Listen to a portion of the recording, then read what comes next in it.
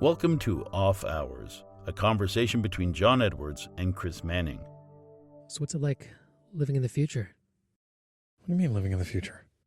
Come on, you're getting your internet from the stars. Yeah, no, I'm just returned back to the 21st century. I've been living in the dark ages for the last 10 years now. Oh, yeah. It's been a decade since we moved out into the sticks, and when I moved out, one of the things that was mandatory was there was some kind of broadband internet access, and that meant shooting beams of Wi-Fi to a tower a couple kilometers away, and it was never very good. It was acceptable and we could live with it, but it was never great. Now, thanks to our savior Elon, we have our star pigeons up in space and beaming the internets down to us. We're on Starlink now at home, and it is glorious. Even the early days in this beta period is unbelievable how effective it is.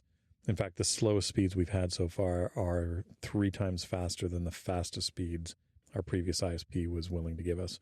So it's made a huge difference for us. Yeah, your current downlink speed on average is about double what I'm getting in the city with our plan. I mean, certainly the speed of the pipe coming in here at the studio is an order of magnitude larger, but just on our normal run-of-the-mill pedestrian sort of plan, you're getting very fast, basically return trip to outer space that I'm getting through hard-wired connections here on Earth. It is really remarkable when you think about it. So the slowest speeds we're getting sort of 35 or 40 megabit down, and at our fastest speeds that I've seen, we're getting 220, 250 down, which is pretty remarkable. I think on average, we're probably seeing somewhere in the 80 to 150 range.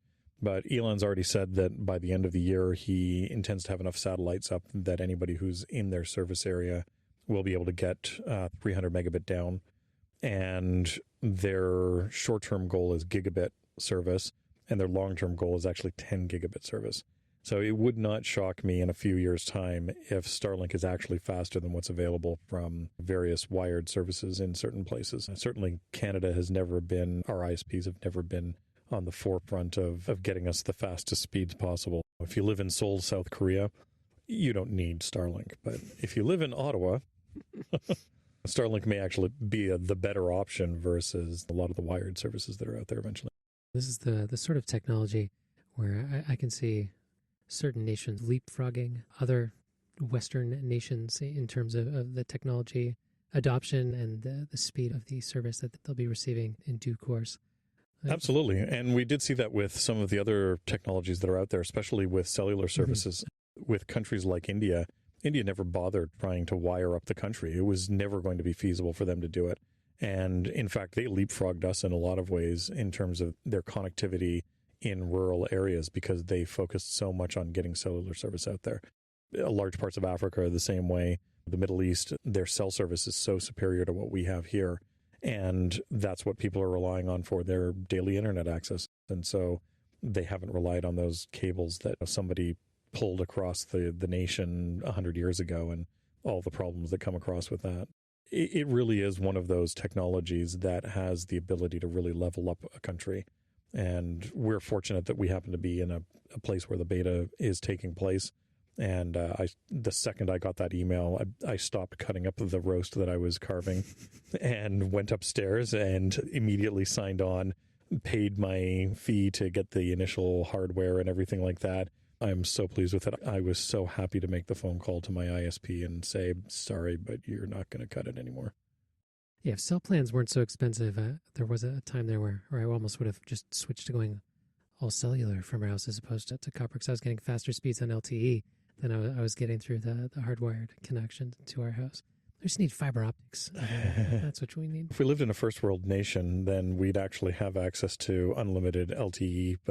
And our friends that are in the UK right now, whenever they share their cell phone plan rates and how much data they get on them, I just weep. And they're paying a fraction of what we are per month, and they get unlimited, like proper unlimited data plans. And it's so frustrating when I look at how much we pay. I think Canada is one of the top 5 most expensive countries in the world for cell plans. And I know that a lot of the companies complain, oh, well, everybody is so spread out. It's like, no, we actually have a very high population density.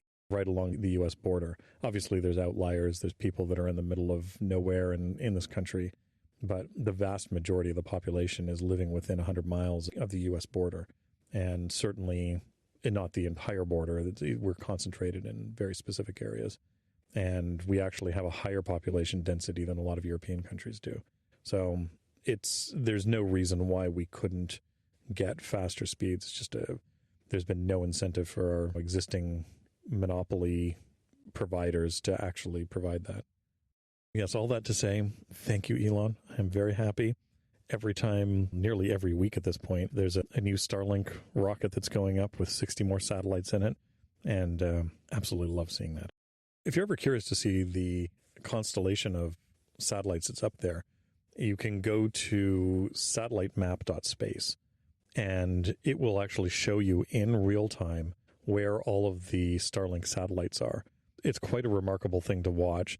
And in fact, you can see the string of satellites that have just been put up, because it takes several weeks before they get dispersed into their normal orbit.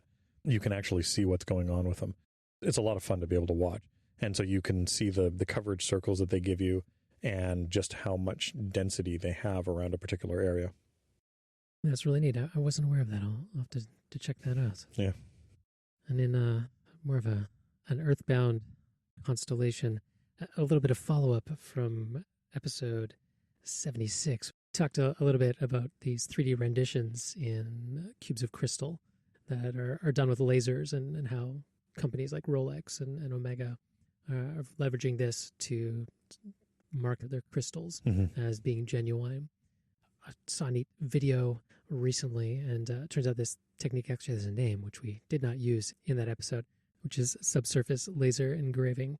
And we'll link this video up in the show notes, and it actually gives a nice little walkthrough of the technology behind it, what's actually taking place. And as we had surmised when we were talking, it is actually little microfractures that are happening. That's why you can't have straight lines. You have to have these little points. So that is a neat application of laser technology, which we've been playing around with a little bit more here with Project Minotaur as well. Yeah, we've had a chance to experiment a little bit with the laser technology that we happen to have here in the studio. We have both a CO2 laser and 1064 nanometer fiber laser. That allows us, the fiber laser in particular, allows us to engrave in metal easily and to do ablation engraving. And that allows us to do deep engraving on a piece. And in fact, we've experimented a little bit this week with a few dial designs, and I've managed to actually engrave out all of the parts that we didn't want and started to experiment with filling it in with different things. And it's nice to be able to do that and see the results of it, because it is really remarkable just how good you can get the results out of that sort of laser ablation deep engraving. Yeah, one of the things I love about the laser too is just how quickly you can prototype and iterate. We went from idea to actually having something in hand, and it had to have been less than half an hour. Oh yeah. From just whipping something up on the computer very quickly, hashing it out, having it laser engraved, throwing it in the sandblaster, and then polishing the surface very quickly.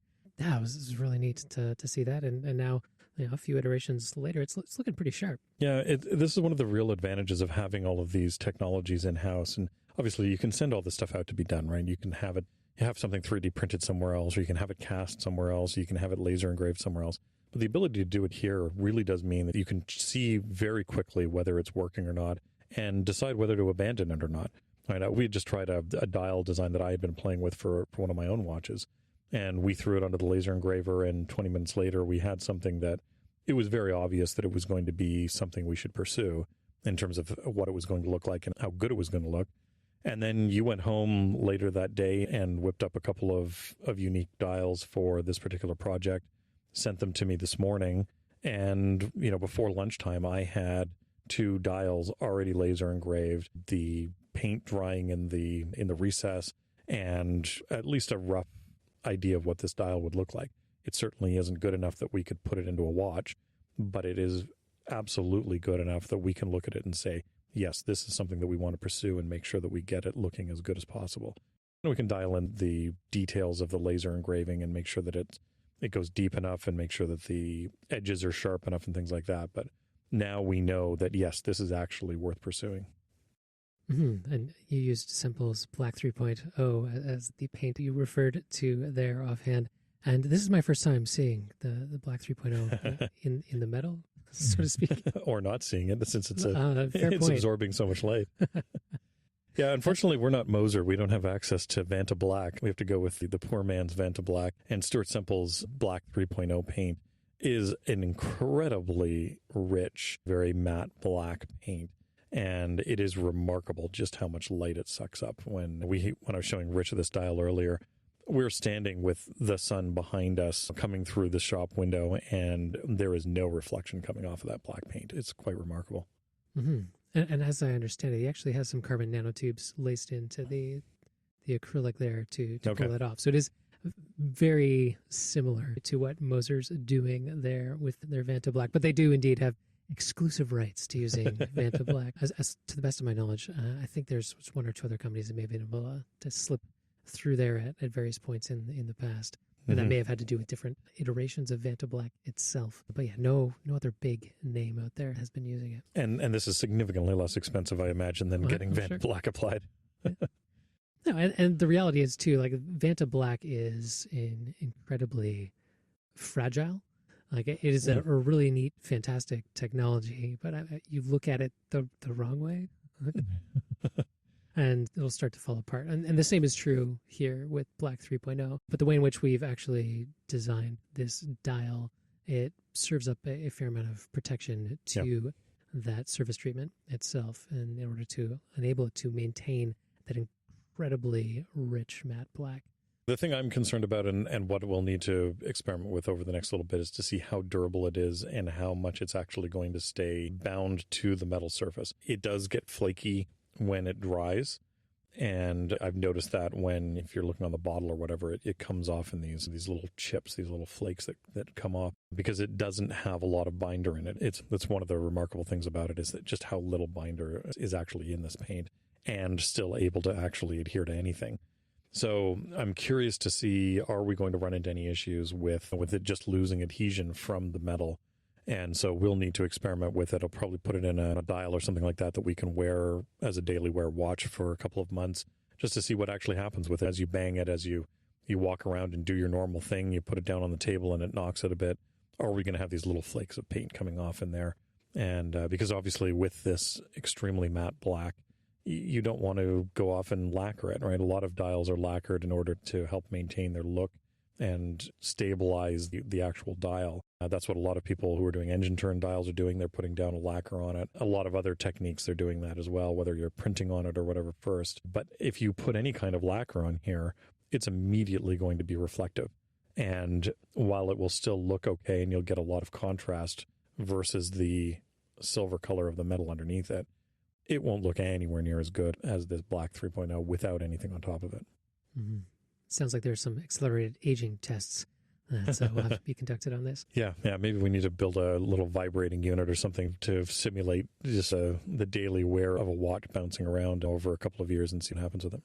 Yeah, and this is by no means a surface treatment we are 100% set on. It's one of several options we've thrown around. But as it stands right now, I certainly like the way it's turned out and the look of it. Yeah, absolutely. I knew that it was going to have some possibilities, and I knew that there was certainly, having seen some of it being used, Tamara's used it a couple of times on a few little projects just to see what it looks like. And it certainly had some possibilities, and I knew that it was going to be as a sort of a front runner for this particular treatment.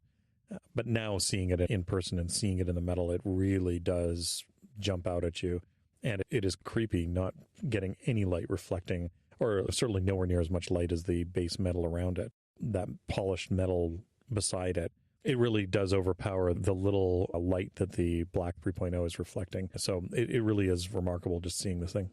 Mm-hmm. And speaking of H. Moser and C and their Vanta Black, they have released a final upgrade to their Apple Watch Troll. Oh, I love this watch. Yeah, I love what Moser's doing here. I'm an Apple Watch wearer. I'm happy with mine. I think it may be the best tool watch I've ever worn. It certainly has a lot of advantages. And the fact that they're doing this watch is just brilliant. And again, the Vanta Black is really nice. It looks incredibly sexy. I imagine it must look amazing in person. I would never want to actually service this watch. There's no way you could ever convince me to pull that movement out and handle that dial at all. That just terrifies me. But the fact that they've added the loading dial of it at the sub-second is just that brilliant. I am so happy that they did that. It looks great. And yeah, I love this watch. Yeah, it really is a delightful touch. The only issue I would take with this piece is that they're calling it the final upgrade.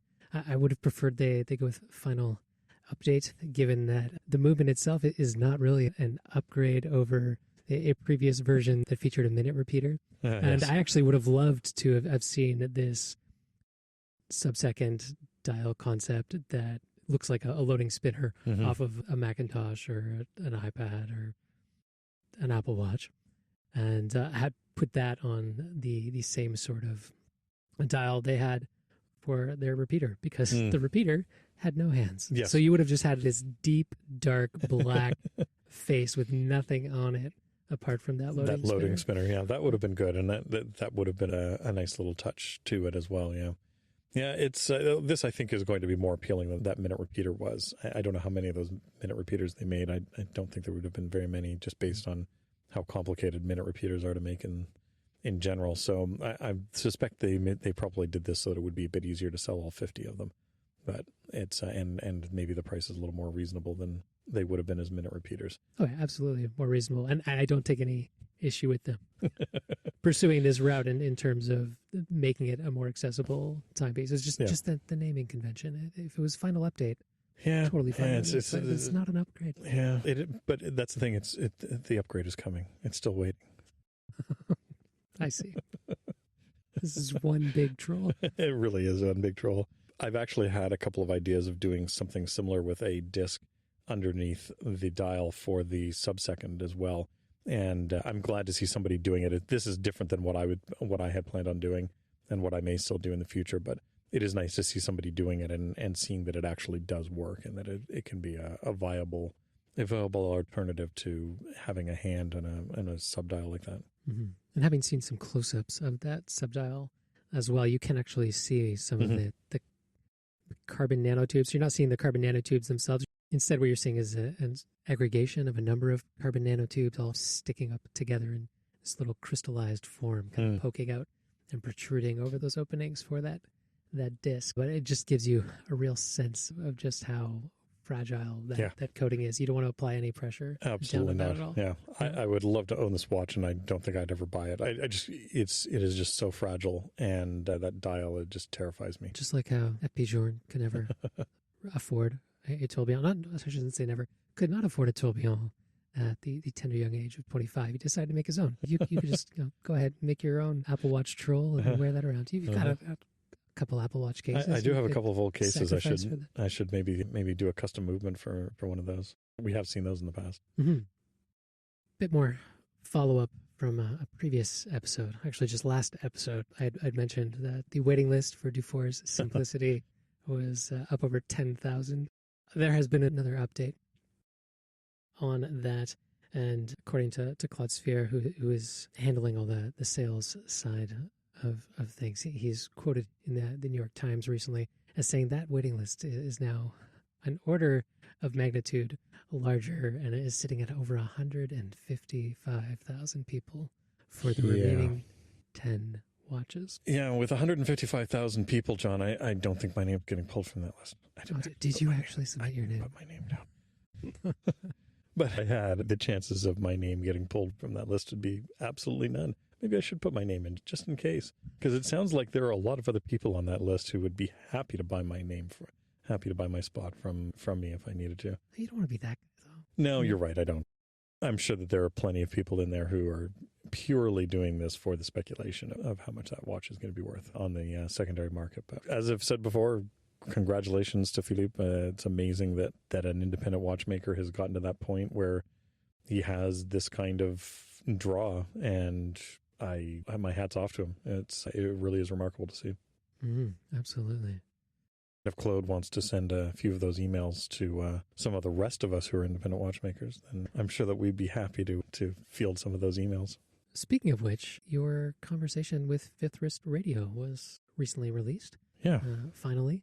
Finally. It was not released in time for the show notes for last episode, as we had surmised, but I did sneak it in there about a week after the fact. And you've had a nice long conversation about your journey as a pen maker and journey into watchmaking, and now stepping out into the world of independent watchmaking. It was an interesting show. Yeah, it was nice to talk to Roman and Adam. We've sat here talking about this stuff usually every couple of weeks for the last 3.5 years, and we get to talk about whatever we want, but sometimes it's nice to have somebody different with a different mindset who doesn't already know you asking you questions. Adam obviously had a lot of questions about, my journey in teaching as well. So we talked a lot about how much time and energy I spend actually trying to teach what I do. So it's nice to have that different perspective and to have other people asking you questions, because it gets you thinking in ways that you may not necessarily be thinking about, or you may not want to talk about normally on your own. So that was nice to be able to talk about that. And in terms of, learning new things and not asking questions I didn't even know to ask, Rubina surprised me. I can vividly remember the first time that my tongue tasted Rubina. Yeah. And I had no idea you were, I don't know if you're importing it, buying it here in Canada, still enjoying it. Here's my question for you now, yes. which you guys didn't cover in the show. Do you drink your Rubina hot or cold? Okay. So first off, for our North American listeners who have no idea what the heck Rubina is, it's a blackcurrant cordial that you can purchase in every other part of the world except for North America quite easily. And typically it's purchased as a concentrate that you then mix up with water to whatever your preferred strength and intensity is. And if you go into most civilized countries, you could walk into a corner store and actually buy it as a bottle off of the shelf, just like you can a Coke or an orange juice or something like that. So for the listeners who are not in North America, they all know exactly what we're talking about. But North Americans are not as well versed in this as the rest of the world. So you can purchase it here in Canada, and certainly most supermarkets nowadays have it usually in a different section. Sometimes it's in a ethnic foods section, which I always find hilarious. It's a nice drink. I got addicted to it as a kid, traveling over to the UK and visiting family over there. So anytime I can get a hold of it, I usually do. Yeah, the first time I had ever had it was also in the UK. I was doing some orienteering at night in the middle of winter for the Duke of Edinburgh in East Sussex, and just finished my route and rendezvoused with some other people, and we're just all frigid, chilled to the bone, soaking wet, and someone pulled out a thermos of Rubina that had been mixed with boiled water. Okay. And drinking that was absolutely glorious in the moment. It felt like being able to drink a nice warm berry pie, and it's just such a vivid memory for me. Yeah. That, and then of course I encountered Rubina a number of other times after that there in the UK, but I can't say I have encountered it since. If you ever want any, I usually have some on hand here in the studio. Good to know. Anytime I want to drink some pie, that's right. Just head over to the studio. I have to say, it is a crime that we do not get very many blackcurrant flavored things here in North America. And I understand at one point there was a concern because I think there was some kind of a disease that was being carried by blackcurrants and was actually killing off some particular pine trees. And pine trees were one of the main resources of North America. So killing off pine trees was a bad thing. But we now understand exactly what was going on, and there's no good reason that we don't grow blackcurrants here in North America. And frankly, we can get blackcurrant flavored stuff over here, but North Americans just are not attuned to that flavor. So I can understand why it's not particularly popular yet. Even more of a crime, I think, is just how poorly represented the flavor of blackcurrant is here in North America. Because my first experience with it as a kid was actually in dextrose tablet form. So like a blackcurrant flavored dextrose. And after tasting that, I never wanted anything blackcurrant ever again in my life. But my mind was changed by Rubina. One thing you divulged in that episode of Fifth Wrist Radio that I think quickly changed, perhaps within hours of the episode actually being released, was your target price for these initial timepieces. That episode was recorded in mid-December, and I've made a few changes to what I'm planning on doing for these watches. One of the things I've come to realize was that what I had intended to do for those watches wasn't really economically feasible, particularly the amount of work that I wanted to put into the dials. And I was needing to heavily compromise what I was trying to do with them. And also, I really was not all that pleased with using an ETA 7001. It's a perfectly good movement. I'm happy with the way that it performs, but it's a very tiny movement. It looked ridiculous inside of the case that's there. And the sub-second dial was ridiculously proportioned for such a large watch. If you were making a 34 millimeter watch, then the sub-second dial is in a perfect location and it's going to look really good. But the reality is that for the 42 millimeter and 39 millimeter watches that I'm working on, that sub-second dial was just ridiculous where it was placed. So that was something that had always bothered me. And then on top of that, it's a movement that a lot of people are using. It isn't really a good way of distinguishing the watch from what other people are doing. It doesn't have all the features in it that I want. And so I decided to start looking around for another movement. And that's also changed what I think I'm going to end up charging for this watch. I've been able to get in touch with the folks at Swartz et Chen, and I've started a conversation with them. They're lovely people and incredibly generous with their time. That's been an eye-opening experience chatting with them about what's available and what a more refined movement can give me. And one of the things that I've come to realize after having a couple of conversations with them is that while this movement is providing me with a few more things than what the 7001 was right now, it's going to offer me a huge number of options down the road. So the first thing is that this is going to still have a sub-second dial on it, but it's in a more appropriate place. And so I can create a more appropriately sized sub-second dial for these watches, which is great. The other thing is that I'm going to go for one with a power reserve indicator. As far as I know, I can't get that on any of the ETA movements out of the box. I don't think any of them have a power reserve indicator. So that's a nice little touch that this has, to it. And then on top of that, this has a significantly longer power reserve, 96-hour power reserve, and a huge amount of torque. So if in the future I want to add some interesting complications to it, this has more than enough power to be able to power the future things that I want to do with it. And I do have some ideas, things that I'd love to do with a watch. And hopefully that's something that I can actually add on to this movement later on, and I don't need to then go off and find a different movement, or I don't have to go and completely build it from scratch myself. I can take this existing movement and add my own complications onto it. So there's a lot of advantages there. And again, the people at Swartz et Chen, they're incredibly generous with their time and knowledge, and they have the experience to be able to help me with those sorts of things going forward. If I want to be able to add a free-sprung balance to this, they have the knowledge and the experience to be able to do that. I can get that from them. I don't have to wonder what's that going to take, or do I have to find a different movement, or do I have to do it myself? That's an option that they have available. All of that to say, I am going to have to charge more than what I was originally going to do, but I think in the end, it will create a better watch that is more representative of what I'm interested in making, and frankly, more representative of what I plan on making going forward. And I think that's an important thing to do in this case. I could certainly do the cheaper watch with fewer options and a less interesting dial, but I don't think that's particularly interesting for me, and I don't think it's particularly interesting for my clients. I'm not too sad that I've had to change things up, but it does mean a little bit of a change. Mm-hmm. Yeah, it gets you in on the ground floor, whereas working with Swartz et Chen in this way, you're able to start a few levels up.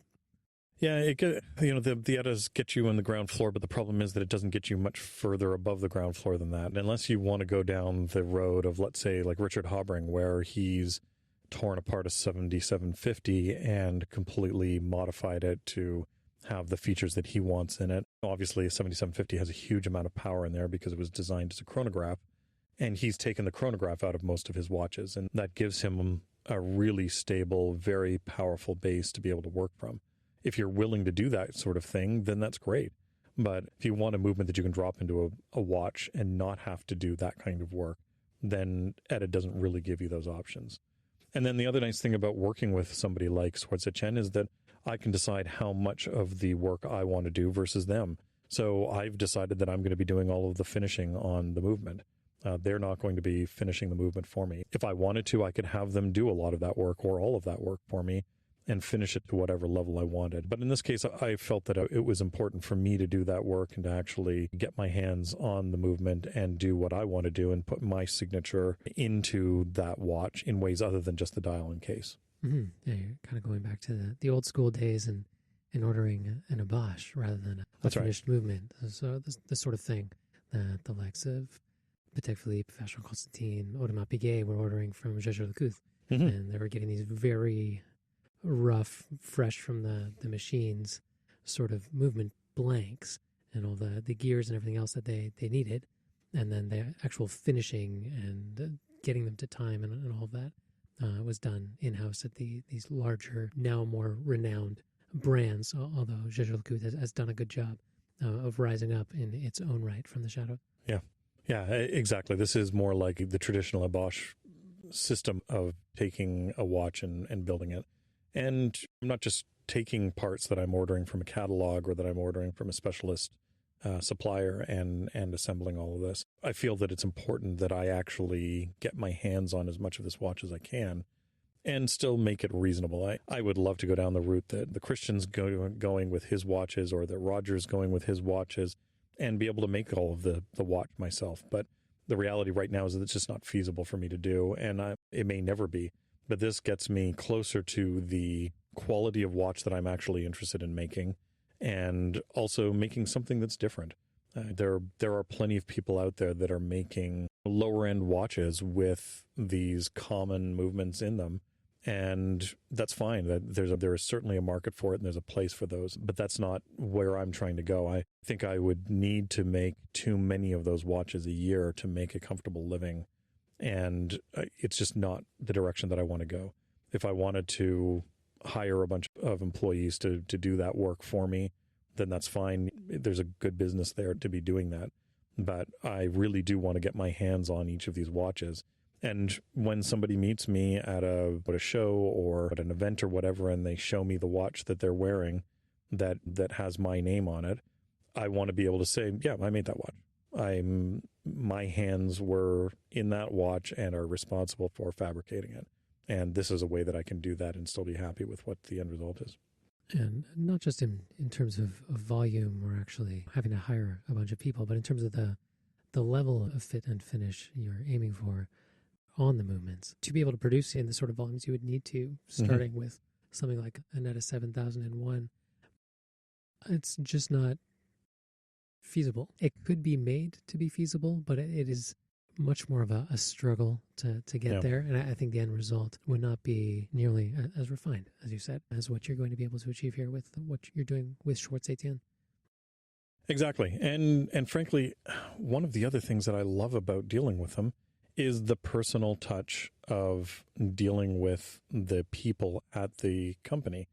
I have zero relationship with Etta. I will never have a relationship with Etta. I could buy 5,000 movements over the next 10 years, and I would not have any kind of relationship with Etta, because if I'm only buying 5,000 movements from them, I'm a rounding error in their production numbers. The nice thing about Schwartz Etienne, I'm sitting there and having a Zoom call with the CEO of Schwartz Etienne, with the head of their sales, with the head of their technical department, and I'm actually having a face-to-face conversation with the people who are in charge of the business, and they know who I am and they're excited to work with me. That is just as important to me as the movement that I'm actually getting out of it. And that's part of the story that's going to be involved here. I can sit down and say, yes, I had this conversation with them. I know what I'm getting. I've worked with them and collaborated with them. It's not just something that I'm buying off the shelf and putting into my watch. It's a proper collaboration, which is something that I think is important to me as well. And it's a collaboration that I'm going to continue to have, hopefully, for the rest of my career. And if you look at the other brands that Schwartz Etienne has worked with, you can see all the various ways that this movement has been finished and all the different guises that it can take on. And it is a really adaptable mechanism. And I'm curious myself, I haven't had hands-on time with any of Schwartz Etienne's stuff. I can't speak to too much of the engineering from a first-hand perspective. I do know a watchmaker who helped them with the development of their hairspring, and I know another watchmaker who helped them with developing a date complication, and that date complication was axed and actually never made it into production. So it is good to know, too, that they're willing to leave things on the cutting room floor. Sure. And that they're not going to push things into production. That is going to be an experiment within the market. But the modularity of it and just how much you can change the look of it is fantastic. And, part of that is because of the fact that they're making it all themselves. They're making every part of that watch movement themselves. They don't have outside suppliers that are supplying them with their hairsprings. They don't have outside suppliers that are making some component of this for them. They are making it all themselves. And they've been doing that for a long time. Sword Chen has been around for, I think, 150 years. And that shows in the work that they're doing and the knowledge that they have. This isn't somebody just, knocking together a movement and not really understanding what's going on or how the market works or how this industry works. They have been in this industry for a long time, and they actually know what they're doing. They do it all, and that's great. It really is nice. They do also make their own watches, which is also nice because it means that they have experience making cases and dials and hands and all of those things that go into finishing a product as well. They're not just supplying a small part of it. So there are a lot of advantages to working with people like this, and it really is nice to have that sort of personal interaction with the people that are doing this work and that are making the decisions as to where they go. Mm-hmm.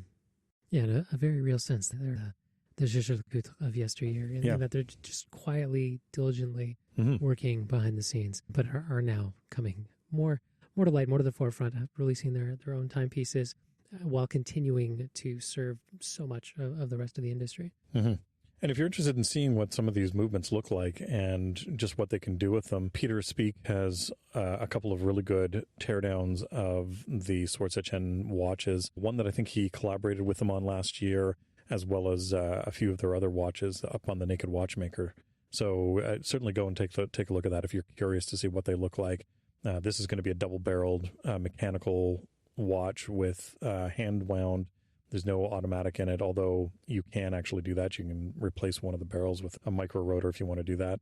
But I like the double barrel. I like the extra power reserve. I love the extra torque that it gives you, just because it does mean that you've got some options later on when it comes to saying, all right, I want to do something that requires a lot of power all of a sudden.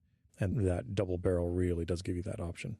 Mm-hmm. Yeah, they announced their Project Phoenix collaboration there towards the end of 2020. Yeah. And apparently that is a project that started around the same time as Project Minotaur. We had no idea that they were also working on a mythical beast of a watch. Yeah. Now, clearly, given their track records and resources at their disposal, they were much quicker to market. But it is neat to see the fruit of that collaboration. And they really do go into great detail on it there on the Naked Watchmaker. And some really beautiful handwork done there in terms of the engraving on the dial and the Grand Feu enamel and all the rest. Yeah, it really is a remarkable looking watch. I'd say the only downside that I have with going this route versus using the ATA 7001s is the amount of time it takes to get the movements. From the time that I order the movements, it's going to take them 6 months to produce them for me. And that lead time it's frustrating in a lot of ways because it means that it does slow me down in terms of how fast I can actually get them in clients' hands after I start taking pre-orders for them. But it also means that I know that these are being made for me. I could go out and buy these movements. As I said, if I was buying just ATA 7001s, I can just order a bunch of them up from Perrin or somebody like that and have them in my hands in a few weeks. That months-long delay is certainly frustrating, but I think it's worth it in the end, and I think that I'll be much happier with the end result. It took a while for me to get to that point and to understand that decision, but I think that it's certainly been worthwhile. And frankly, I should have gone down this route a year ago. I should have started researching this and going down that route and actually figuring out this is where I really needed to be. And obviously, you meet different people, you have different conversations. You have to take that journey in the way that you're going to. And I'm just glad that I got to it before I got somewhere that I was unhappy with what I was doing. And I think I probably would have been unhappy with the other watches. But even if you had released a few first, and there was no reason not to change course. I mean, as certainly seems to have followed in a very similar path to you. He has released pieces with both the 7001 as well as a bespoke caliber from Schwarz-Etienne. Yeah, absolutely. He's certainly gone down that road. So if you want to see what Ming is doing with his Schwarz-Etienne watches, I know that those are out in the world now. And although I don't think any of them are available, I think he's all sold out. So you can't buy one. Which bodes well for you. Well, we can hope. Another vein of independent watchmaking, you recently sent me a little video clip of a moon phase display from Konstantin Chaikin, which I had not encountered before. Yeah, I follow Konstantin on Instagram, and one of the things I love about him is that he's very prolific on Instagram. So along with being a prolific watch and clock maker, he's very good at doing the Instagram thing. And so you get to see the watches, as they're being made sometimes. And you often get a firsthand glimpse of some of them. And yeah, this watch was neat. I hadn't seen anybody treating a moon phase like this. It's a slightly different take on it. Normally when you see the moon phase, the actual moon disk is being hidden behind the dial, and then parts of it are revealed throughout the month to show you the phase of the moon that it's in. In this case, they've actually created a heart-shaped subdial, if you will, on the watch, and then a ring that rotates around the center. And as it rotates it, you can see more or less of the subdial underneath it to show you the phase of the moon that it's in. I thought it was a great way of showing off the moon phase and not hiding the moon in behind the main disk as you often see. I think it's a really nice way of displaying this, and I don't think I've ever seen anybody do something like this. No, I have not either. And actually, the first thing it brought to mind for me was David Smith's implementation of the moon phase display for the Apple Watch, because that's one of the first times I had seen a more realistic representation of the moon and how it actually looks in the sky. Yes. As opposed to more of a disorientated facsimile of it on most watch dials. I don't think this particular implementation by Chaikin accurately mimics the orientation of the moon in the sky. It does very accurately reflect the shape of it as it runs its course around the dial. So it's a really neat way to display it. Very clever. I'd be curious to know how he came across this sort of concept or how it came to him.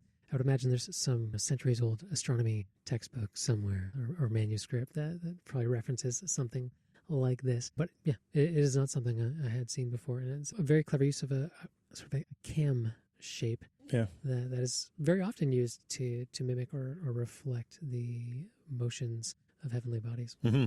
And Chaikin, this obviously is not the first time that he has had some kind of a unique or interesting take on how to tell time or how to show time. He's had some great watches out there, everything from the Joker, and he's done a Mars time watch. He's done all sorts of great things. He's done a couple of interesting clocks as well that are super complicated and tell time and dates and things like that in rather unique ways. So it wasn't shocked at all that's who it was that had made this watch. I was scrolling through Instagram and that caught my attention. I'm like, oh, who did that? Oh, okay, yes, that doesn't surprise me that he did that. Yeah, it's worth checking out. I just wish that it wasn't covered in diamonds. I'm not a fan of watches with diamonds on it. It's probably out of my price range anyways, but it would be nice to see a version of this without a pile of diamonds on it. It's, fit for the wife of a Russian czar. That's true. That's true. And that's not me.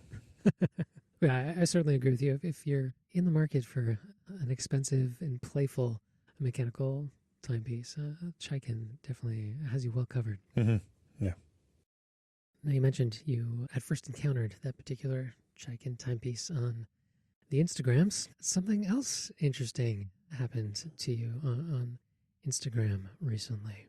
It's funny when you've got a bunch of people following you. I don't have a huge number of people following me, but I still have enough people that are in this world and the watch world and the maker world and the various nerds of the world following me that when you need to find out something, oftentimes just using the hive mind of Instagram and your followers can get you what you need. One of the things that I have in the shop, it's a tool I purchased a bunch of years ago from a gentleman in Montreal, and I had never found anybody who had one with it. It's a copy drill that Pozilux made back in the 70s. And these drills are designed very similar to something like a pantograph, where you can make a copy of something. In this case, instead of machining out a copy like a pantograph or even changing the dimensions of it, in this case, it does a one-to-one copy of where the holes on something are. So you can have a master plate, and that master plate could be a watch movement that you already have, and it will do a one-to-one copy of where the holes are in the target plate that you've mounted on it. And it's a really handy thing to be able to very quickly drill out all of the holes that you need in a movement. If you've watched any of our Project Minotaur videos on YouTube, then you've seen us using various methods with the watchmaker's lathe and with the Cameron drill press to actually drill out the bridges and drill both the pinholes and the screw holes, the clearance holes for the screws on those plates. And that's certainly a very legitimate way of doing it, but it's time consuming. And if you want to make more than one of something, it just takes too long to do that if you want to do it. The nice thing about these Poslux copy drills is that you can very quickly take that master plate and transfer those holes over. So it's a great little tool. Really happy that I have it. But it's in rough shape. It was used primarily by a woodworker in his shop. And so it's pretty gummed up, and it's also nearly 50 years old at this point. All of us that are getting on to that age, we need a little bit of TLC to keep us running properly. I was out there looking for more information about it because I didn't have any kind of a manual for this machine. So I posted up a thing online today asking if anybody had seen one or anybody knew anything about the functions of them and the dials and everything like that. And Ron Landberg on Instagram came back and said, hey, I've got one of these, and here's the manual for it. And he photographed the manual and emailed it to me. And so now I've got an original manual for the thing, and I can see what each of these knobs and dials is supposed to do. Some of mine are not working as expected, and so now I can go in and start to fiddle with it and make sure that it's actually doing what it's supposed to do. But yes, it's nice to have access to the Hive mind occasionally to be able to find out that information and get the details that you need. I'm not surprised at all here. That was Ron Landberg who was able to get that information for you. Yeah, I had the pleasure of meeting Ron, got to be close to a decade ago now.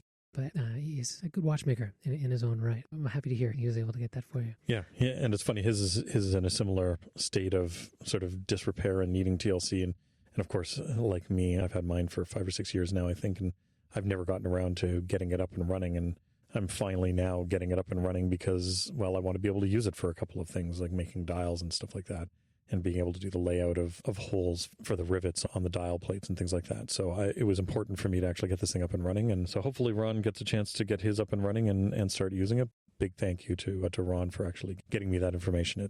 He's the only other person I've ever come across who actually has one of these. I would surmise that he has very similar intentions for use. And I suspect mine may end up getting used for making some bridge plates in the future for maybe one or two of our watches. Yeah, I would imagine so. It would certainly come in handy for the next iteration on this movement that would come after Project Minotaur. Yeah, we do want to be able to make some changes to the gear train layout in the next version of this watch. And I think that once we have made a decision as to where that gear train is going to be moved to, it would be nice to be able to create a master plate and then not have to sit there and manually reference the original plate every single time we want to drill out a new one or new bridges or whatever. So I can see us actually using this in the future for doing some movement design and some movement drilling.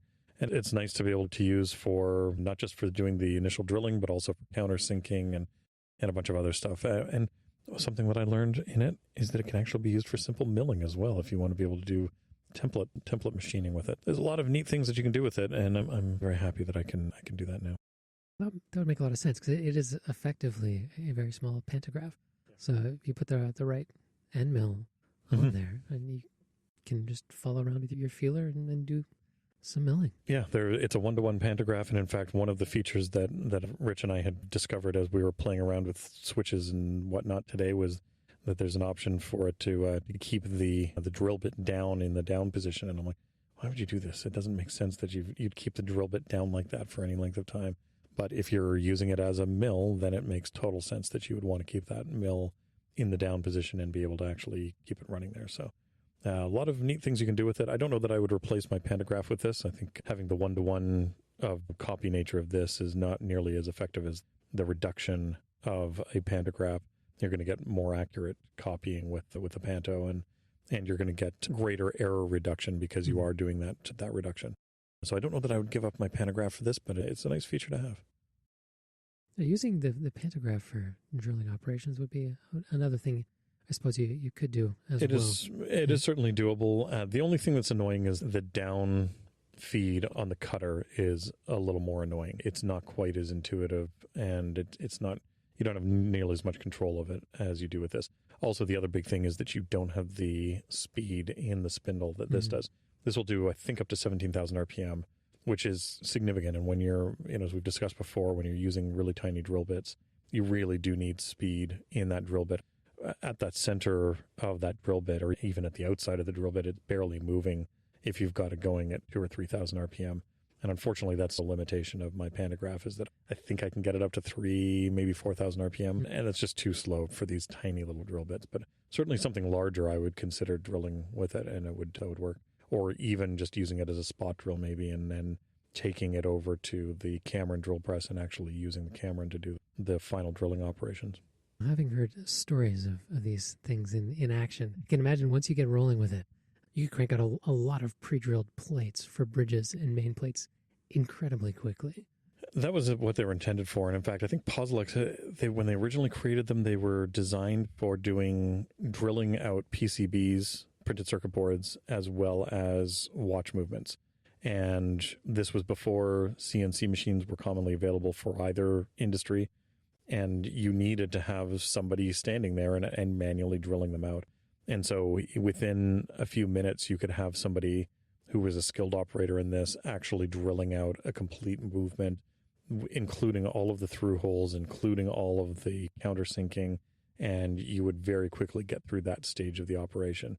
And that really is what it was designed for, was pre-CNC days. How do you efficiently drill out the movements that you need and get those holes accurately in place? And that's exactly what this is for. So I'm certainly going to be putting it to use for exactly what it was intended to be used for, and that is speeding up that process and retaining that accuracy. Again, it's a automated machine in some ways because you get the down feed of the drill is being automated through a switch, but at the same time, it's still something where I have to manually move everything around to actually select which hole I want to drill in and whatnot.